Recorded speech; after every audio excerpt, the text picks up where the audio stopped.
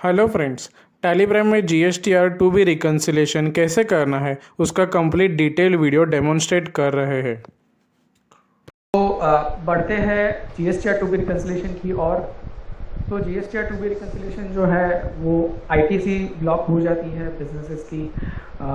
उसकी वजह से उनके जो कैश फ्लो है वो हिल जाते हैं। सो वही प्रॉब्लम का एक रिलायबल सॉल्यूशन है टू बी रिकन्सिलेशन। तो देखते हैं यहाँ पे हमारा जो यूज़ केस है मिस्टर प्रवीण, जो कि KBSL लिमिटेड का ओनर है। सो उनको हर महीना ये प्रोसेस करना पड़ता है ITC से रिकन्सिलेशन का, और उसकी वजह से कई बार उनकी जो ITC है वो ब्लॉक हो जाती है और उनका जो कैश फ्लो एस्टिमेशन जो है वो हिल जाता है। तो वही प्रॉब्लम जो है वो टैली परपेचुअली कैसे टू बी रिकन्सिलेशन के थ्रू सॉल्व करता है, चलिए देखते हैं। सो हम सब ने टू वे रिकन्सिलेशन देखा है अल्फा के वक्त। सो वही यूज़र एक्सपीरियंस हम GSTR टू बी लेवल पे लेके आ रहे हैं। सो हम जाते हैं यहाँ पे डिस्प्ले मोर रिपोर्ट्स, GST रिपोर्ट में 2A के नीचे दूसरा बटन दिया है टू बी रिकन्सिलेशन। अब टू बी रिकन्सिलेशन को आप देखेंगे, सो यहाँ पे उनका जो फॉर्मेट है, part A part B, ITC available, ITC not available. So जो फॉर्मेट पोर्टल पे दिया है वही फॉर्मेट यहाँ पे हमने टेलीप्राइम में उसको रेप्लिकेट किया है और वही सेक्शन में हमने उसको डिवाइड किया है। तो आप देख सकते हो इनपुट क्रेडिट अवेलेबल पार्ट है जिसमें भी फ्रॉम रजिस्टर्ड पर्सन, उसके बाद इनवर्ट सप्लाईज फ्रॉम ISD। यहाँ पे हम GST रिटर्न्स में जाएंगे। GST रिटर्न्स में जाके जैसे 2A का ऑप्शन दिया था इनपुट में, उसी के नीचे 2B का ऑप्शन दिया है। यहाँ पे भी हमने JSON फाइल सेव करके रखी है GSTR टू बी की, उसको हम सिलेक्ट करेंगे और सिलेक्ट करके इसको इंपोर्ट करेंगे।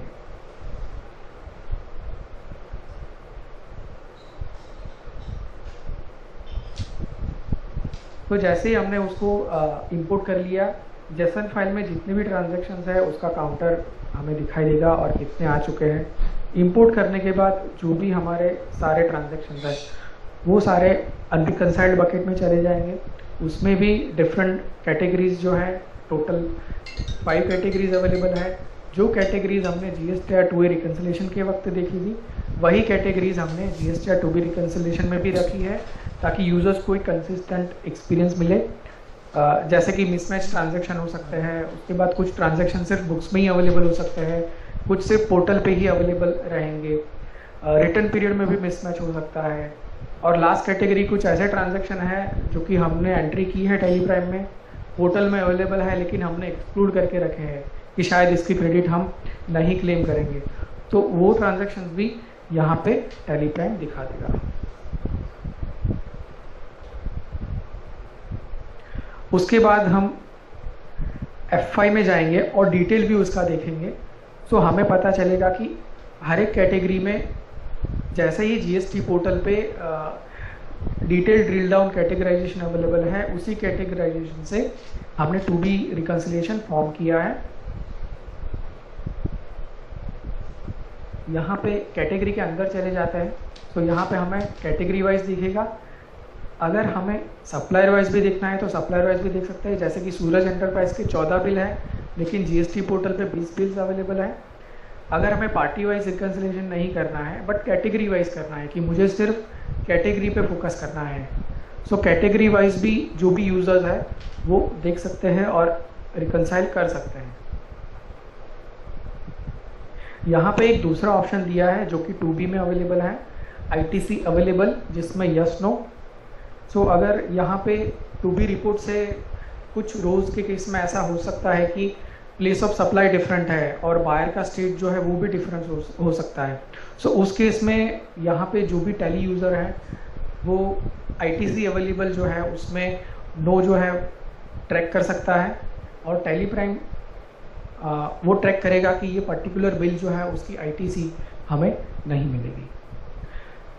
उसके बाद मान लीजिए कि हम कोई भी कैटेगरी में जाते हैं और कोई ट्रांजैक्शन रिकन्साइल हो चुका है, जैसे कि ये पूना फोर्स प्राइवेट लिमिटेड का ट्रांजैक्शन है, करेक्ट। सो उसमें प्लेस ऑफ सप्लाई का और जो बायर है वो डिफरेंट है, उसकी वजह से वो रिकन्साइल तो हो चुका है पार्टी ने वो अपलोड भी कर दिया है पोर्टल पे, लेकिन वो आईटीसी जो है वो हम क्लेम नहीं कर पाएंगे ड्यू टू जीएसटी रूल्स। सो वो बिल रिकनसाइल भी हो जाएगा और उसकी आईटीसी अवेलेबल नहीं है वो भी ट्रैक हो जाएगा टैली में।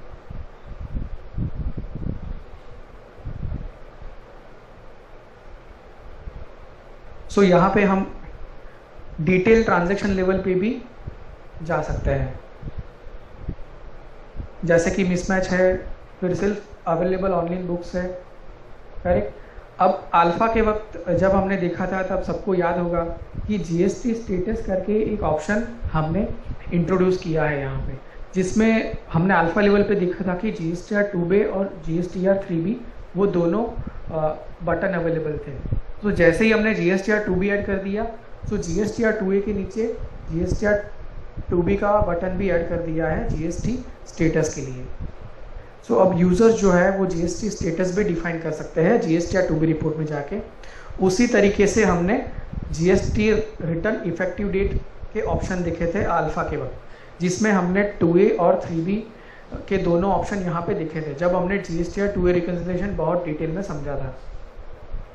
सो वही ऑप्शंस जो है वो GSTR 2B के लिए भी हमने एनेबल कर दिए हैं GSTR 2B रिपोर्ट में, करेक्ट। सो यूज़र्स के लिए सेम यूज़र एक्सपीरियंस है 2A एंड 2B, और in terms of GST return effective date वो वही ऑप्शन वो 2B के लिए भी यूज़ कर पाएंगे।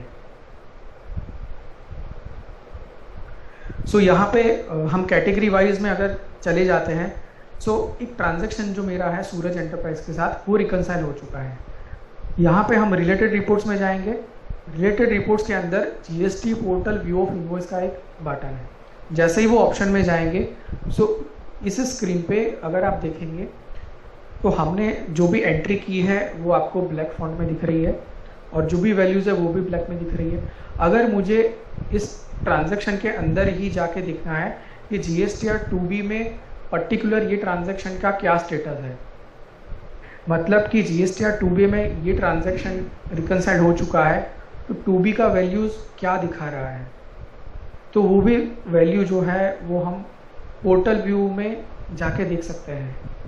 सो मैं एक साइड जो है वो टैली का जो वैल्यू है वो देख सकता हूँ और दूसरी साइड जो है वो पोर्टल का व्यू है वो हम कंपेयर कर सकते हैं। Sorry for the lag in video. So GST portal view of invoice है, उसमें हम क्या देख सकते हैं, ट्रांजैक्शन के अंदर जाके हम देख सकते हैं कि वही ट्रांजैक्शन का 2B में क्या वैल्यू दिख रहा है उसको एक ही स्क्रीन पर कंपेयर कर सकते हैं, और वही ट्रांजैक्शन का 2A में क्या व्यू दिख रहा है और वही स्क्रीन पे हम कंपेयर कर सकते हैं। तो यहाँ पे एक ही स्क्रीन पे हम 2A और 2B के जो वैल्यूज़ है जो कि पोर्टल में दिख रहा है उसको शफल करके देख सकते हैं बहुत ही ईजी तरीके से। तो हर बार यूज़र्स को क्या करना पड़ता था कि अगर कोई भी ट्रांजैक्शन है और उनका रिकनसाइल हो चुका है, नहीं हो चुका है, और अगर नहीं हुआ है तो 2B में क्या वैल्यू दिख रहा है, 2A में क्या वैल्यू दिख रहा है, वो हर बार मैन्युअली जाके देखना पड़ता है। तो वो जो प्रॉब्लम है वो हमने GST portal view of invoice से at a click of button जो है वो रिजॉल्व कर दिया है। यहाँ पे आप देख सकते हो राइट हैंड साइड 2A का ऑप्शन भी दिया है और 2B का ऑप्शन भी दिया है।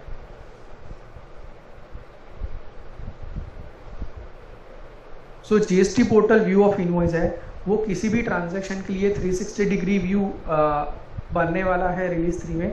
एक ही ट्रांजैक्शन का मल्टीपल जीएसटी रिपोर्ट्स में क्या इम्पैक्ट आता है वो भी देख सकते हैं। उसके बाद जैसे ही रिकन्सिलेशन विंडो में जाते हैं वहाँ पे बेसिस ऑफ वैल्यूज़ का ऑप्शन है।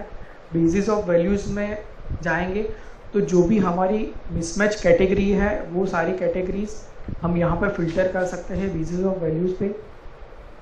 तो यहाँ पे हमने देखा कि हमें सिर्फ अनरिकनसाइल्ड व्यू ऑफ इनवॉइसेस चाहिए, जो रिकनसाइल्ड है वो हमें नहीं देखने हैं। जैसे ही मैंने बेसिस ऑफ वैल्यूज़ में जाके अनरिकनसाइल्ड सिलेक्ट कर लिया, सो टैली प्राइम जो है वो सिर्फ अनरिकनसाइल्ड ट्रांजैक्शन ही दिखाएगा।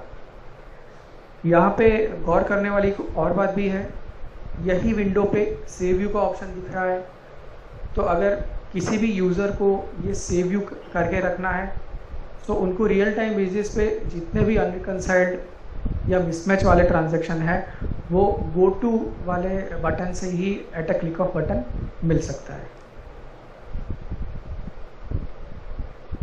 So overall GSTR 2B reconciliation as per GST format Tally Prime ने बिल्ड किया है और सेम यूज़र एक्सपीरियंस रखा है 2A एंड 2B के लिए। और टैली रिलेटेड वीडियोज़ के लिए हमारे चैनल को सब्सक्राइब कीजिए। Thank you.